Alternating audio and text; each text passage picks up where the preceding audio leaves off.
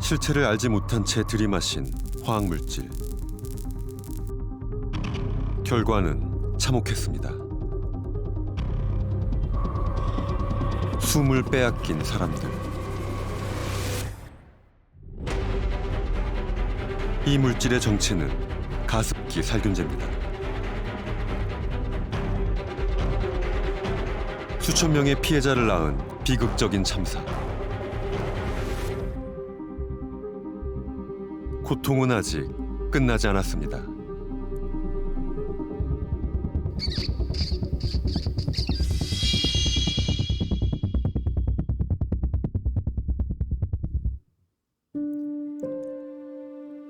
건강했던 박영숙 씨도 가습기 살균제 피해자입니다. 남편과 두 아이를 남겨둔 채 지난해 세상을 떠났습니다. 병마와 싸우던 아내의 모습을 남편은 영상으로 기록했습니다. 힘들어하는 아내의 모습.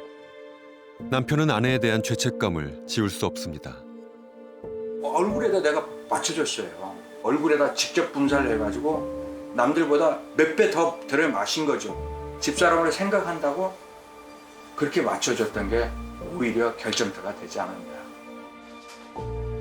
아내를 위한다고 사용했던 가습기 살균제가 오히려 건강을 망가뜨릴 줄은 상상도 못했습니다.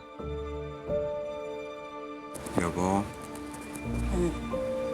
코로.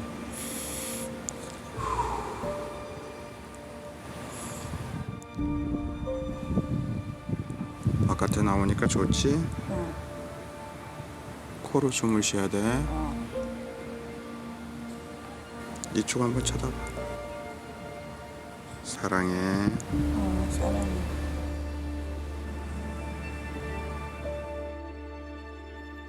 2008년 폐 손상이 시작된 후 증세는 점점 악화됐습니다. 인공호흡기로 숨을 쉬어야 했습니다. 중환자실에서 나온 지 4일째 되는 날입니다. 이번에는 이거 인공호흡기 기계를 달고 나왔어요. 적응을 잘 해서 잘 이겨낼 거라고 믿습니다. 그지? 여보, 맞지? 기도 절개 수술을 받은 후 남편은 아내와 글로 소통했습니다. 기관 삭반하고 있을 때 이렇게 속 전체가 다 아파.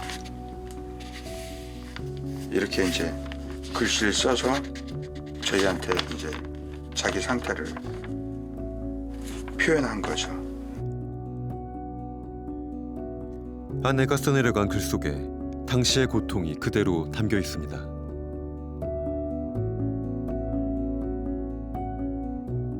힘들어, 힘들어, 힘들어. 이 말이 제일 많이 했죠. 그거 들으면 안타깝죠. 내가 해줄 수 있는 게 없어요. 내가 해줄 수 있는 게 없다고요.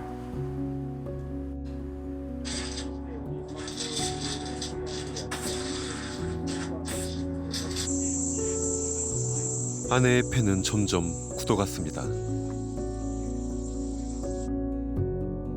아내의 상태가 나빠질수록 남편의 마음도 무너졌습니다. 여보, 미안해. 내가 당신을 이렇게 만들려고 저 E+, 가습기 E+를 사다 당신을 쓰게 한 건 아닌데, 내 딴은 당신을 위해서 사온 건데 결과적으로 당신 몸이 이렇게 더 망가지고 이렇게 된 것에 대해서 너무 미안하다고, 여보 미안해 하면은 오히려 괜찮다고.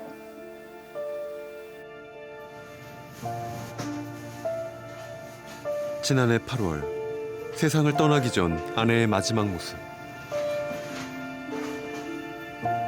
아내의 빈자리가 아직 믿기지 않습니다. 여보 고마워. 아빠 고마워. 네? 이 소리가 지금도 그것만 하면 지금도 울컥하거든요. 마치 자기 마지막인 걸 예측이나 한 듯이 내가 그래서 여보 당연한 거 하는 건데 뭐가 고마워. 그런 소리 하지 말라고. 내가 오히려 뭐라고 그랬는데 지금도 그 소리가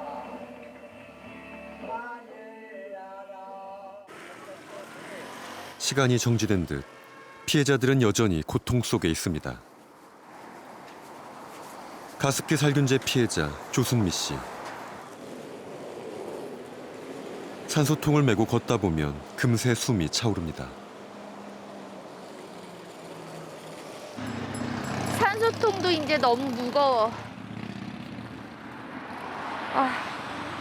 하지만 이거 없이는 또 살 수가 없으니까.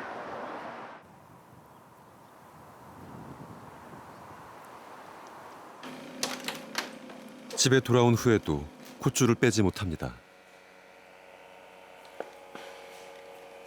잠시라도 산소 호흡기 없이는 숨을 쉴 수 없습니다. 목 졸리는 느낌이죠. 숨을 참을 때 점점 숨이 안 쉬어지면서 숨이 차잖아요. 그 압박되는 느낌, 그 느낌이에요. 외출할 때 메고 다니는 이동용 산소통. 무게가 무려 9kg입니다.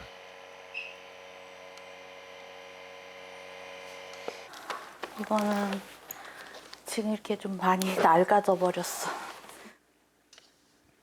산소통에 의지해 살아온 지난 시간들.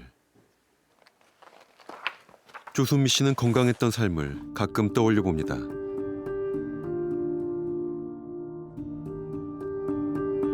회사를 운영하며 열정적으로 살아왔습니다.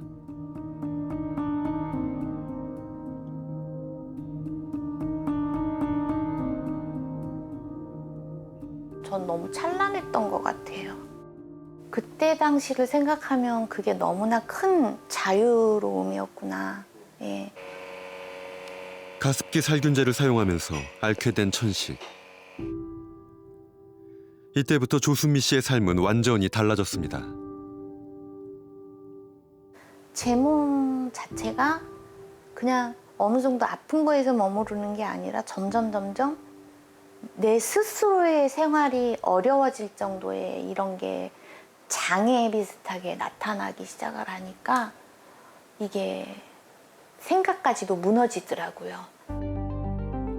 4,000명 이상의 피해자를 낳은 가습기 살균제.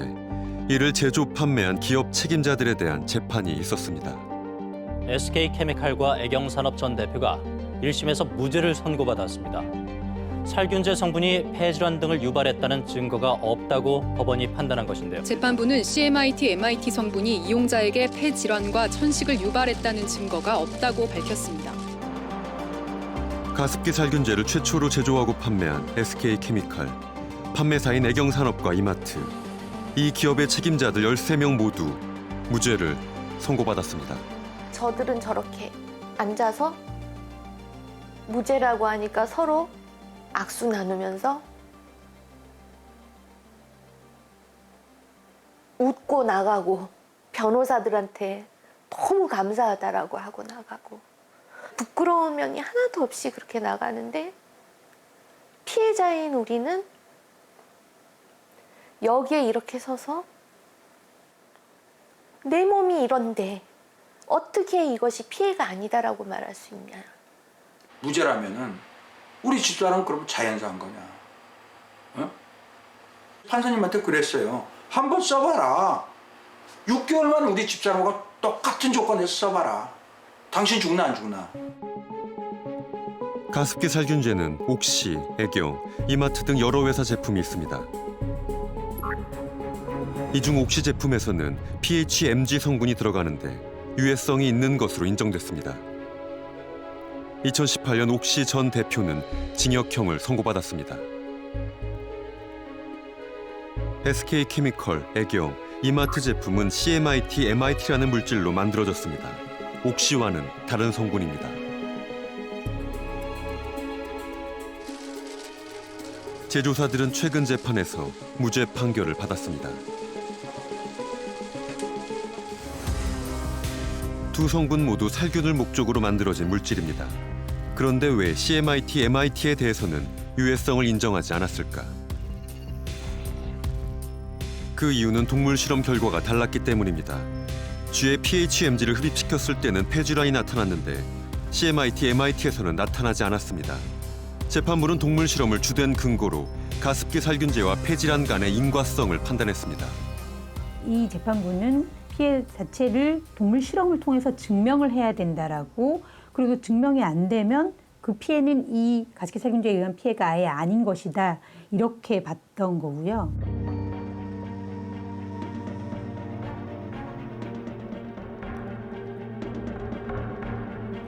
CMIT, MIT 성분이 폐까지 도달해 폐 손상을 증명한 동물 실험은 없었다는 겁니다. 동물 실험에서 재현이 되지 않았다. 그러니까 사람에게 나타난 피해가 동물 실험에서 재현되지 않았기 때문에 이 피해자들의 피해는 가습기 살균제로 인한 것이 아니다라는 논리. 사람이 호흡을 할 때 공기는 코와 입을 통해 폐로 내려가는데 코와 목구멍 등을 상기도라고 합니다. 폐와 폐 주변의 기관지는 하기도라고 칭합니다. 재판의 쟁점은 가습기 살균제를 흡입할 때 물질이 상기도를 거쳐 하기도까지 도달해 폐질환을 일으키는가였습니다.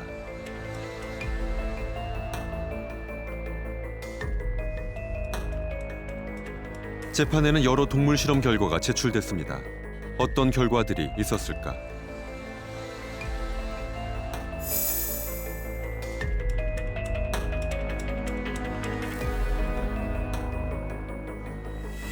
쥐의 상기도가 손상된 것은 확인됐습니다. 그러나 재판부는 쥐에서 사람과 같이 하기도 손상이 없었으므로 인과성이 없다고 판단했습니다. 법원의 무죄 판결 후 피해자들은 법원 앞에 모였습니다.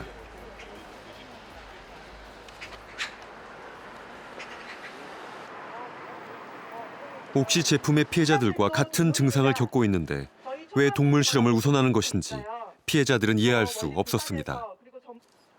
1심 무죄 판결의 핵심 근거가 된 인과관계 증명에서 동물 실험은 절대적 필수 조건이 아닙니다.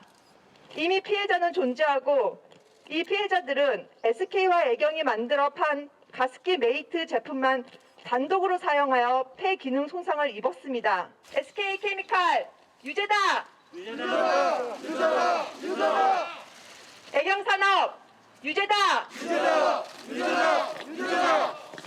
여보, 그곳에는 호흡을 편안하게 하며 잘 지내고 있지? 입원하기 전 마지막인 것을 예측이나 한들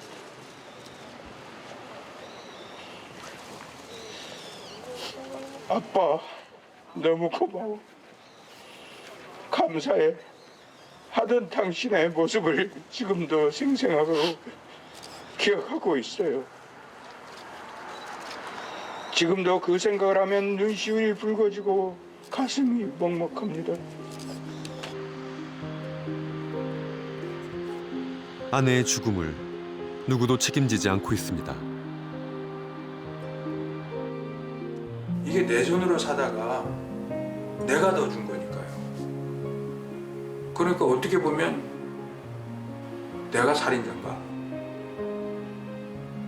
응? 기업은 무죄라니까 그럼 내가 살인자인가? 이런 생각이 드는 거예요. 지난 1월 가습기 살균제 관련 기업 책임자들에 대한 무죄 판결 이후 피해자들은 다시 거리로 나섰습니다. 가습기 살균제 때문에 내 몸이 이렇게 아픈데 사랑하는 가족을 잃었는데 어떻게 기업 책임자에게 죄가 없다는 것인지 피해자들은 묻고 있습니다. 무죄 판결의 주된 이유는 가습기 살균제로 인한 인체 피해를 동물 실험으로 입증하지 못했다는 것입니다. CMIT, MIT 성분의 가습기 살균제를 써서 사람에게 폐질환이 나타났다면 쥐 실험에서도 똑같이 폐질환이 나와야 인과관계를 인정할 수 있다는 판단. 그러나 피해자들은 동물 실험보다 더 중요한 것은 피해자의 몸이라고 주장합니다. 쥐가 아닌 사람을 봐달라는 겁니다. 피해자들뿐만 아닙니다. 재판에 참여했던 전문가들도 이례적으로 비판의 목소리를 내고 있습니다. 법원의 무죄 판결 후 가습기 살균제 문제를 오랫동안 연구해온 전문가들이 기자회견을 자청했습니다. CMIT, MIT 가습기 살균제 제품은 폐질환 혹은 천식을 유발하거나 악화시키는 것이 확인된 시험이 있는가? 저는 있다고 생각이 됩니다. 직업 노출도 없고 화학물질 노출도 없는데 그러면 이 질병은 어디서 생기는 것이냐? 과학적 방법론을 이해하지 잘 못하는 어떤 판결이 내려진 거라고 판단이 듭니다. 전문가들은 재판부가 과학에 대한 이해가 부족했다고 비판합니다. 재판부가 가습기 살균제 피해의 인과성을 판단한 중요한 근거는 동물 실험이었습니다. 사람은 CMIT, MIT 물질을 흡입해 폐가 딱딱하게 굳는 폐 섬유화가 생겼다고 하는데 쥐가 같은 물질에 노출됐을 때는 상기도 손상만 있었다는 것. 쥐에서 사람과 똑같이 폐 질환이 나타나지 않았다는 것이 재판의 쟁점이었습니다. 그런데 전문가들은 다른 주장을 합니다. 폐 섬유화를 보여주는 동물 실험이 있었다는 겁니다.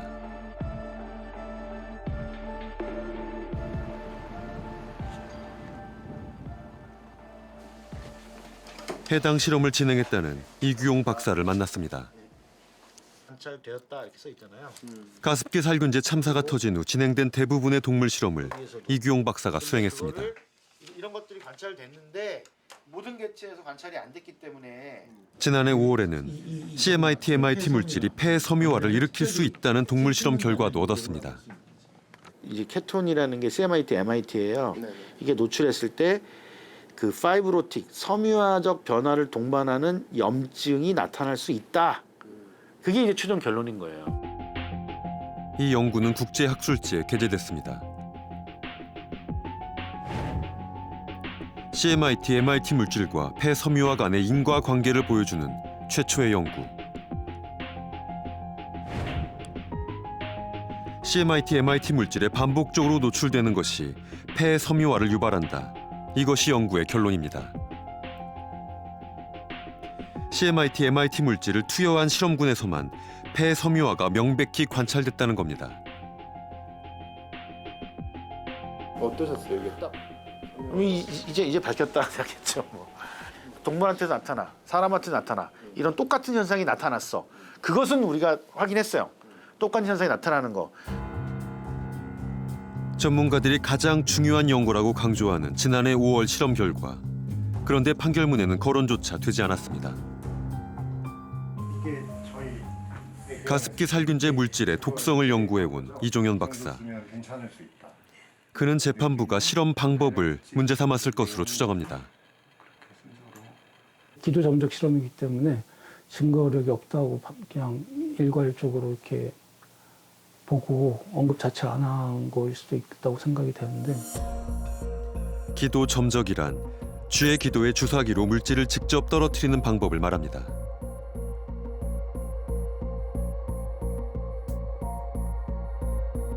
지난해 5월 실험에서도 쥐의 기도에 CMIT, MIT 물질을 떨어뜨려 폐의 섬유화 증상이 나타나는 것을 확인했습니다.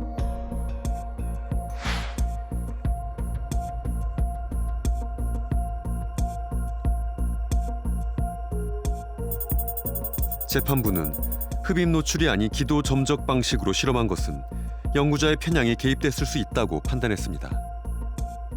과학자들 학계에서요 좀 반응이 싸해요. 기도 점적에서 자기가 원하는 실험 결과가 확인되지 않았으면 복잡하고 힘든 흡입 노출 실험을 할 필요가 없어요. 이게 확인돼야 그 다음에 흡입 노출 실험을 통해서 실험 노출 어떤 흡입 노출의 조건, 독성이 나타나는 흡입 노출 조건들을 확인하는 본격적인 실험을 하게 되는 거죠. 기본적인 상식에서 벗어난 판결이라는 느낌을 굉장히 많이 받고 과학적 방법론에 대해서 근본적인 불신이나 부정을 담고 있다는 느낌을 받아요. 두 번째로 전문가들이 비판하는 것은 재판부가 과학적 방법론에 대한 이해가 부족했다는 겁니다.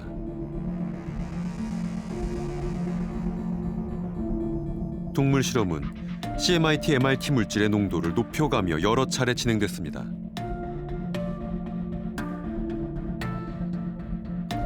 재판부는 농도를 가혹한 수준까지 높였는데도 상기도 손상만 나타나고 하기도 손상이 없었다는 점을 지적했습니다. 800배 차이가 나는 건 당연한 거예요. 이런 걸 모르고 이런 거를 의문시하고 이런 걸 부정할 줄은 전 꿈에도 몰랐어요. 왜 저희들한테는 전문가들한테 이게 당연한 상식이기 때문에. 사람과 쥐는 해부학적 구조가 다릅니다. 사람과 사람 간의 민감도 차이도 있습니다.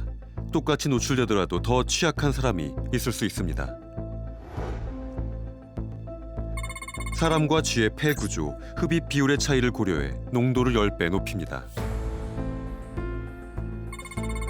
사람과 사람의 민감도 차이로 인해 농도를 10배 더 높입니다. 사람의 실제 환경과 쥐의 실험 환경의 차이 때문에 4배. 만성 노출과 아만성 노출 차이를 고려해 2배. 결론적으로 농도를 800배 더 높일 수 있습니다. 흡입 농도를 크게 높이는 것이 당연하다는 전문가 의견과 달리 재판부는 이를 문제 삼았습니다. 동물 실험은 충분한 반응을 확보해야 되기 때문에 아주 높은 농도부터 낮은 농도까지 수행하고 이로부터 독성 참고치를 수정합니다. 고농도 실험이라고 무시하면 세상에 독성 참고치는 폐기해야 됩니다. 지도 조작을 통해서 독성량이 확인이 됐어요. 그럼 그런 게 흡입 노출에서 확인된 조건을 찾아야 되는데 다시 해야죠. 다른 조건에서. 이게 확인될 때까지. 이렇게 하도록 실험 프로토콜에 제시돼 있어요. 이렇게 하라고. 근데 그게 편견에 의한 의도적인 결과를 만들어낸 거라고 얘기하면 과학적 방법론 자체를 부정하는 태도인 거죠. 전문가들은 이런 설명을 법정에선 하지 않았던 것일까?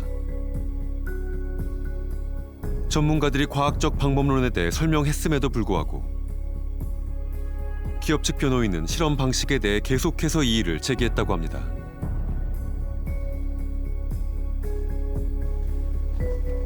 우리는 공식적인 절차를 통해 전문가들의 증인신문 녹취 파일을 확보했습니다. 전문가들과 기업 변호인 간에 어떤 공방이 오갔을까? 변호사님께서 주장하시는 것을 왜 저를 통해서 확인하려고 자꾸. 왜냐하면 교수님과 제 의견이 다르고 종합보고서에는 분명히 제 의견대로 기재돼 있고 실험 결과도 제 의견이 맞는 걸로 실험 결과가 돼 있는데 저의 의견만 물어보시고요. 저의 답변을 들으시면 되는데 좀 약간 이해가 안 갑니다. 일단 뭐 제가 최종적으로는 교수님이 설득이 안 되면 재판부에 감정을 신청하려고 그래요. 똑같은 방법으로. 그래서 제 의견이 맞는지 교수님 말씀이 맞는지 그거는 감정을 통해서 또 확인하려고 합니다. 그래서 좀 의견차가 좁혀지면 저희가 감정까지 안 가도 되는데 좁혀지지 않으면 그래야 될 것 같아서 제가 계속 묻는 거예요. 실험 방식이 옳고 그른가를 따지는 신문은 재판 내내 계속됐습니다. 이 연구의 결과를 지금 인정할 수 없다는 식으로 저한테 유도 신문을 하시는데 앞뒤가 안 맞는 얘기인데. 그러면 어떤 계속 아니라고 했잖아요. 그러면 어떤 특성으로 그런 제한점을 돌파하셨습니까? 어떤 특성으로? 기대적인 연구라고 제가 얘기 들었죠. 과학적 방법론 자체를 문제 삼는 변호인들의 신문에 검사는 어떻게 대응했을까? 재판 참석자들의 이야기를 들어봤습니다. 변호사들의 신문 시간이 90%면 검사들이 반대 신문을 해서 증인들이 실제 자신이 원하는 주제에 얘기를 할 수 있도록 유도할 수 있는 질문들을 검사가 혹시 적절하게 이렇게 질문을 다시 반대 신문 해줘야 되는데 그게 거의 없었어요. 다 합치면 15시간이 훨씬 넘는 질문 과정에서 검찰이 증인 신문을 한 거는 진짜 요식행위에 가까울 정도로 30분 내에 불과했고. 법정에서 판사는 검사와 변호인이 싸우는 걸 보고 심증을 형성하게 되는데 변호인이 수많은 질문을 하면서 이 각종 연구자들의 연구 결과에 대해서 흔들 때 검사가 적시에 반박을 하지 못했다라는 지적이 많이 나왔어요. 이 사건에서. 공판에서의 대응이 부족했다는 지적에 대한 검찰의 입장을 물었습니다. 전문가들에게 증언 기회를 충분히 주기 위해 노력했으나 재판 진행은 법원의 권한이라는 답변. 기업 측 변호인단에 대응할 준비가 부족했던 것은 아닐까. 이렇게 어려운 사건에 공소유지를 할 수 있는 어떤 논리 개발이라든지 이런 것들을 좀 제대로 할 시간과 역량이 없지 않았나. 이런 여건 속에서 전문가들은 정작 중요한 근거들에 대해서는 충분히 설명하지 못했다고 말합니다.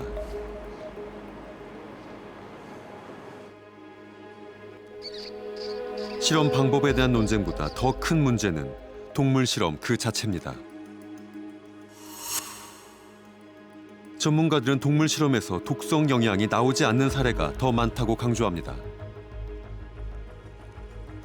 1960년대 탈리도마이드 사건이 대표적입니다. 탈리도마이드는 진정제로 시판된 약, 입덧 치료에 효과가 있어 임산부들이 많이 복용했습니다. 그런데 심각한 부작용이 있었습니다. 탈리도마이드를 복용한 산모들에게서 팔다리가 짧은 기형아가 태어난 겁니다. 제조사는 탈리도마이드 출시 전에 독성 평가를 위한 동물 실험을 진행했습니다.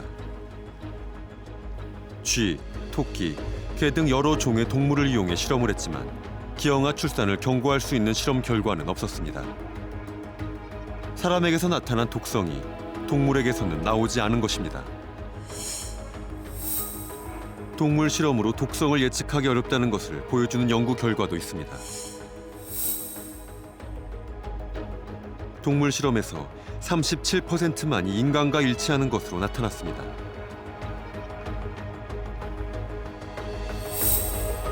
동물 중에서도 특히 쥐는 사람의 독성 반응과 매우 일관되지 않았습니다.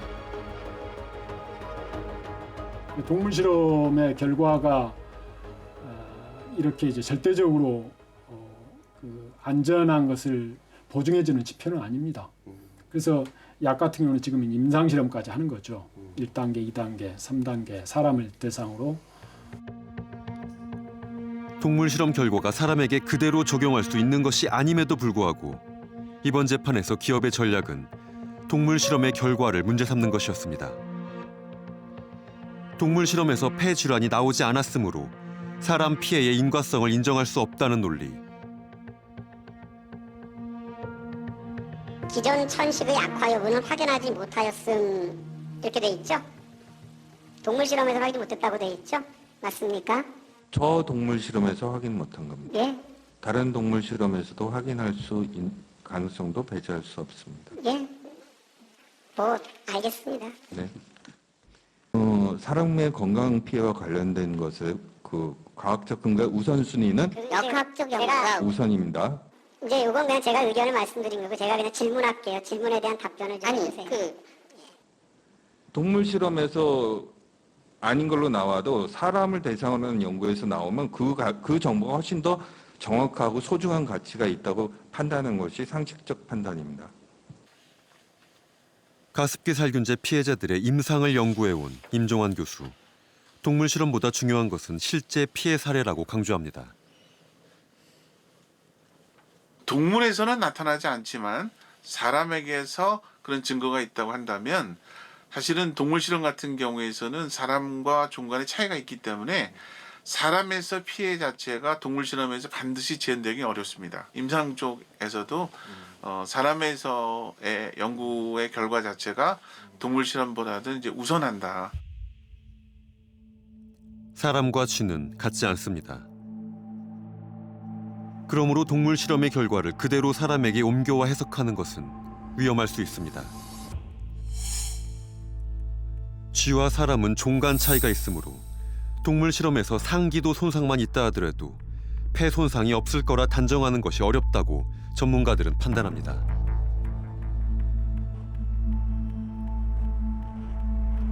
사람은 코와 입으로 호흡하지만 쥐는 코로만 호흡할 수 있습니다. 사람과 쥐는 기관지의 크기도 다릅니다. 그래서 물질을 흡입하는 속도와 양의 차이가 있고 몸에 미치는 영향도 다릅니다.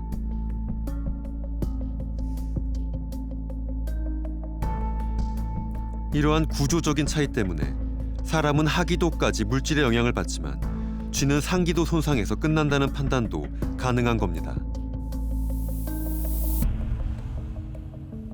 사람과 쥐는 분명히 다르고 사람의 피해가 동물 실험에서 똑같이 재현될 수 없는데 재판의 주요 쟁점은 왜 동물 실험이 되었던 것일까?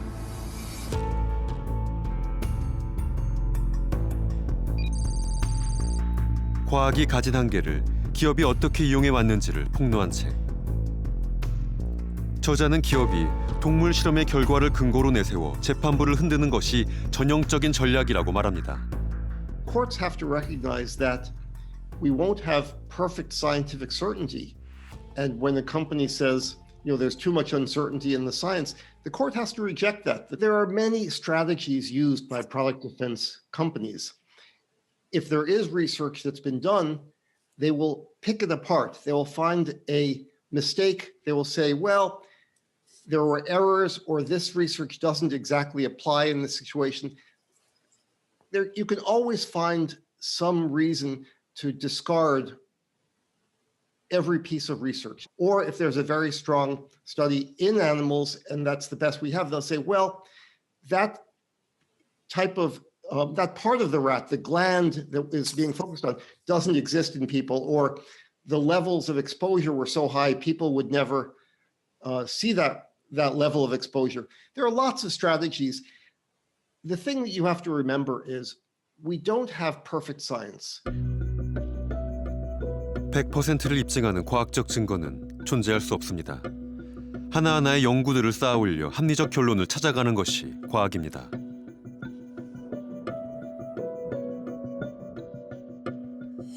그렇다면 전문가들이 내린 과학적 결론은 무엇일까? 동물 실험과 피해 사례를 종합적으로 판단해 CMIT, MIT 물질이 폐 손상을 야기한다는 인과성을 인정했습니다. 하지만 재판부는 실험 하나하나의 한계를 지적하며 증거로 인정하지 않았고, 결과적으로 전문가들의 종합적인 해석을 부정하는 결론을 내렸습니다. 교통사고가 났는데 교통사고에 어떤 스키드 마크나 이런 게 찍히잖아요. 그런 거를 그대로 재현하는 게 상당히 어렵거든요. 근데 그런 것, 동물은 또 인체랑은 완전히 다른 거잖아요. 그렇기 때문에 확인하는 의미나 또는 기전을 밝히기 위해서 할 수는 있겠지만, 동물 실험에서 재현이 되지 않았다고 해서 인과관계가 없다고 보는 거는 교통사고가 재현되지 않는다고 해서 사고가 없었다고 얘기하는 거랑 같다는 거죠. 특정한 화학물질이 어떤 질병을 일으킨다는 것을 과학적으로 완벽하게 입증할 수는 없습니다. 사람의 몸을 대상으로 실험을 할 수는 없기 때문입니다. 그래서 보조적 수단으로 선택하는 것이 동물 실험입니다.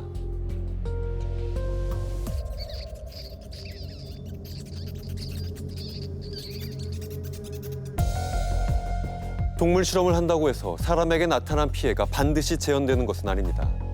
쥐와 사람은 해부학적으로 다르다라는 지극히 상식적인 이유 때문입니다. 그럼에도 불구하고 기업 책임자들은 쥐 실험을 통해 사람의 피해를 입증해야 한다고 주장합니다.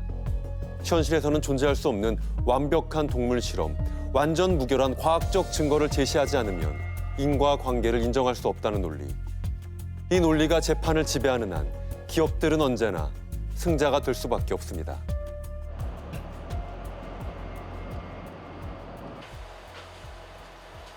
지난 10년을 가습기 살균제 문제와 싸운 환경운동가 최혜용. 그는 제품 출시 과정에서 있었던 일화를 이야기한 SK 전 직원을 만난 적이 있습니다. 2016년 하반기쯤에 장호 씨가 이제 저희 모임에, 여기 환경보건시민센터 모임에 오신 거예요. 본인도 피해자라고 하시는 거예요. 그것도 폐암에 걸렸다는 거예요.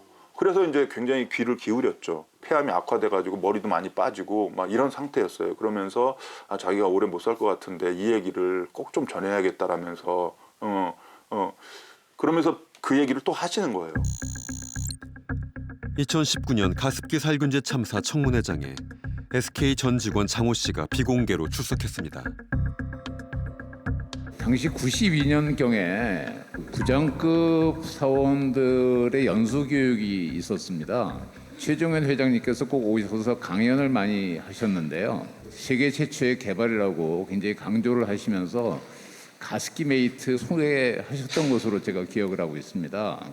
제 오른손에 들어있는 이 제품이 유공이 94년 11월부터 출시했다고 하는 제품입니다. 물이 깨끗해야 공기도 깨끗해지죠. 물속의 세균을 제거해 더 깨끗한 공기로 건강을 지켜준다 광고했던 제품. SK 케미칼의 전신인 유공에서 세계 최초로 개발한 가습기 살균제입니다. 당시에 최종현 회장이 SK의 초대 회장 아닙니까? 그 사람이 이 가습기 살균제 제품을 개발한 걸 굉장히 좋아하고 프라이드를 가지면서 우리가 이런 제품을 개발했다라고 하면서 이게 시제품인데 이거 써봐라. 나도 쓰고 있다. 라고 하면서 굉장히 주변에 많이 홍보를 하더래요.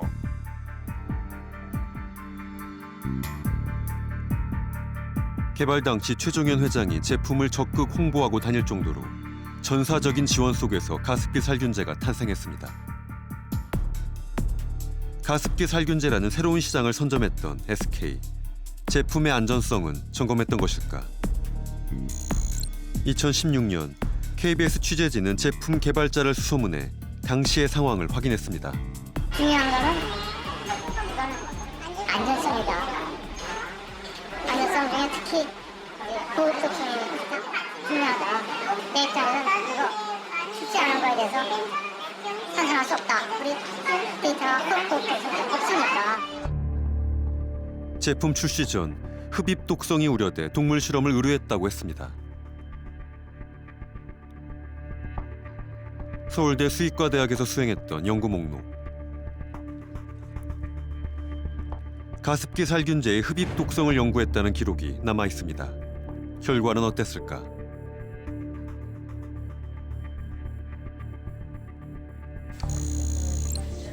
(2016년) 국정조사에 출석했던 유공의 노승권 전 개발팀장. 서울대 실험에 대해 진술했습니다. 연구원이 찾아왔을 때 흡입 독성에 거기 저 서울대학교 수의대에 실험을 의뢰를 하셨죠. 예. 네. 근데 그때 그게 CMIT, MIT였죠. 예. 그 결과가 어떻게 나왔죠? 괜찮다고 나왔나요? 괜찮다고 나왔던 것으로 기억하고 있습니다. 그 시험 결과 이상이 없다고 돼 있어서 상품으로 출시했었습니다. CMIT, MIT 물질의 안전성을 확인하고 가습기 메이트를 출시했다고 합니다. 인체에 무해하다는 사실도 표기했습니다. 서울대 동물 실험 결과를 통해 안전성을 확인했다고 밝힌 SK 케미칼. 그런데 실험을 진행했던 이영순 교수는 전혀 다른 이야기를 했습니다. 그 인체에 안전하다고 확정해서 이야기할 수 있습니까? 저는 상상이 안 갑니다. 상상이 안 가나요? 급성 독성 데이터 하나 가지고 그걸 가지고 인체에 무해하다고 얘기하는 것은 아주 무책임한 사안이라고 생각합니다. 네, 잘 알았습니다. 이영순 교수의 입장을 다시 확인해봤습니다. 한 그룹당 뭐 그냥 통계학적인 수치로는 10마리가 있어야 되는데 뭐 3마리, 4마리 뭐 이렇게밖에 없는 거예요. 동물이 살아남은 게. 통계학적인 유의성을 찾을 수가 없지. 모집단이 워낙 적으니까. 여기 G 실험 장소가 그러면 94년 당시에 수의과 대학이었으면 무슨 실험실 같은 게 있었을까요? 실험 실습을 하는 그 한구퉁이를 썼죠. 뭐 동물 전용 실험실이라는 게 없었으니까. 1994년 서울대 수의과대학의 실험 환경은 어떤 수준이었을까? 당시 수의과대학은 수원의 자리에 있었습니다. 캠퍼스의 흔적은 지금도 그대로 남아 있습니다. 별도의 동물 실험실이 없었다면 실험은 어디에서 진행됐을까? 용도를 알기 어려운 낡은 건물.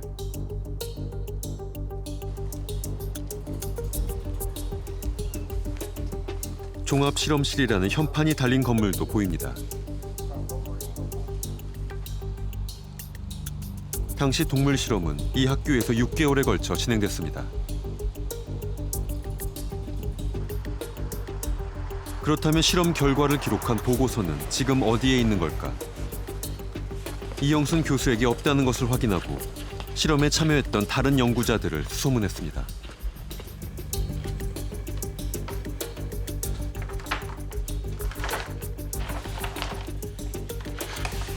제작진이 입수한 서울대 동물실험의 최종 보고서. 어떤 결과가 담겨 있을까? 64페이지 분량의 보고서를 꼼꼼히 살펴봤습니다. 시험이 시작된 것은 1994년 10월, 종료된 것은 다음해 4월입니다. 실험 방법은 4개의 실험군을 구성해 실험쥐 각 10마리씩 사용했습니다. 1개월, 3개월, 6개월마다 실험쥐를 부검해 관찰했습니다.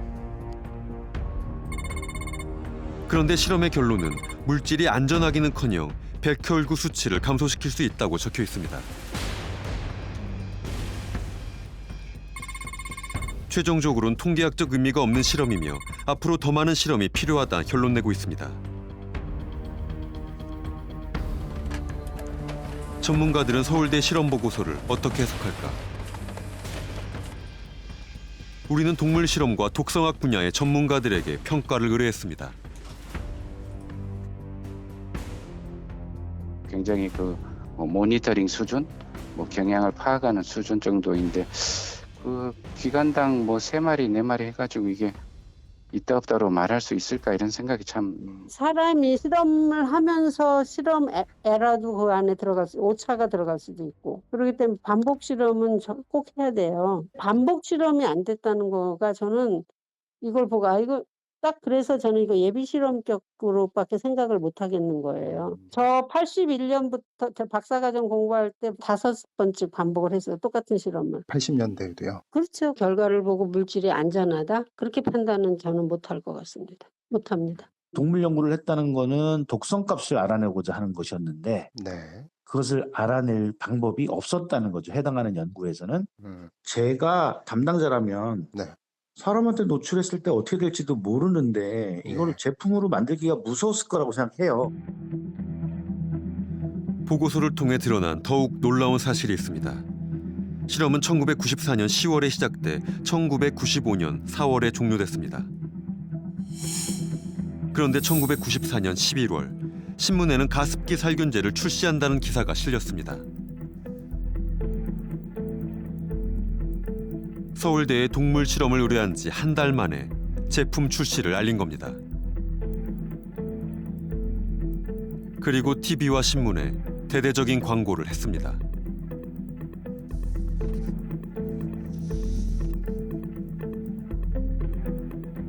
제품이 안전하다는 식으로 광고를 내고 제품을 출시하지 않았을까? 당시 유공에서? 그렇죠. 예. 모르셨어요? 우리는 몰랐죠. 그때는 몰랐죠. 아니 이놈들이 시험 기간 완료 날짜가 나와 있는데 그 반도 안 된 시점에 벌써 우리한테서 서울대학교에 의뢰해서 실험하는 결과 안전하다고 판명됐다라고 광고를 하는 건 그건 거짓말 아닙니까 완전.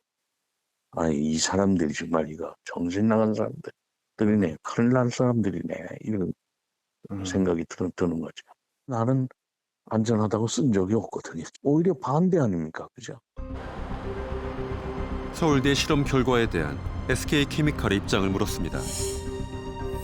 재판이 진행 중이라 관련 내용을 상세히 밝힐 수 없다는 답변.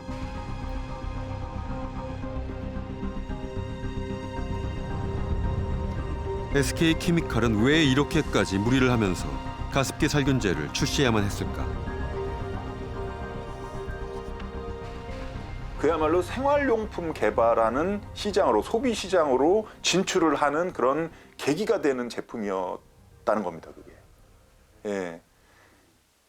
그러니까 이제 그냥 일반인의 시각으로 보면 뭐 저런 제품 조그만 거 하나 개발해가지고 뭐 그렇게 떠벌리나라고 할 수 있겠지만 그게 아니에요. 그 회사의 입장에서 본다면 굉장히 큰 시장으로 큰 전환을 하는 과정인 거예요.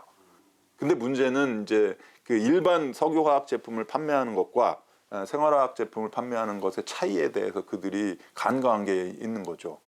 왜 이런 걸 개발하냐 이렇게 물어보면은 유공이나 이제 이런 데 계신 그 부장들이 글쎄 왜 그런지 모르겠는데 저 양반 생각은 본인이 화학과 출신이라 그러는데 아니 화학 제품 중에 독성이 없는 게 어딨냐, 그 저독성으로 저농도로 하면은 뭐 못 먹는 게 있냐, 이런 식으로 이렇게 말씀을 늘상 하시고 그러셨다. 그 소비자의 안전 이런 부분에 대해서 과연 그들이 개발을 할 때 중요하게 생각했는가 하는 거예요.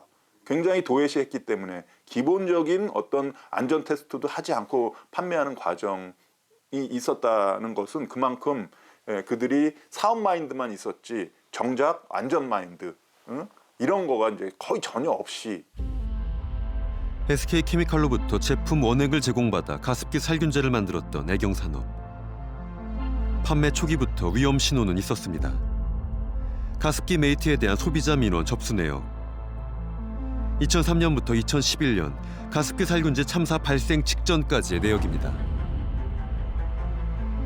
인체에 해롭지 않은가, 호흡기로 들이마셔도 괜찮은가. 소비자들은 진작부터 안전에 대한 걱정을 기업에게 알렸습니다. 하지만 애경은 이를 대수롭지 않게 여겼습니다.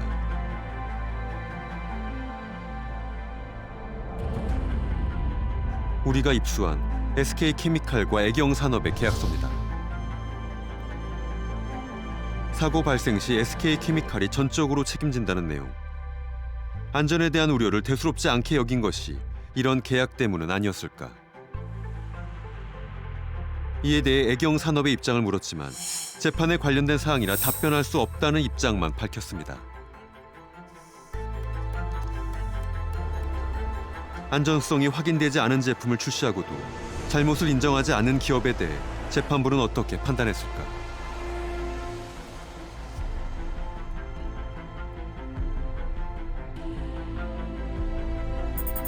CMIT, MIT 성분의 가습기 살균제가 폐 질환을 일으킨다는 인과관계가 인정되지 않아 기업의 과실 여부는 살펴볼 필요가 없다는 결론.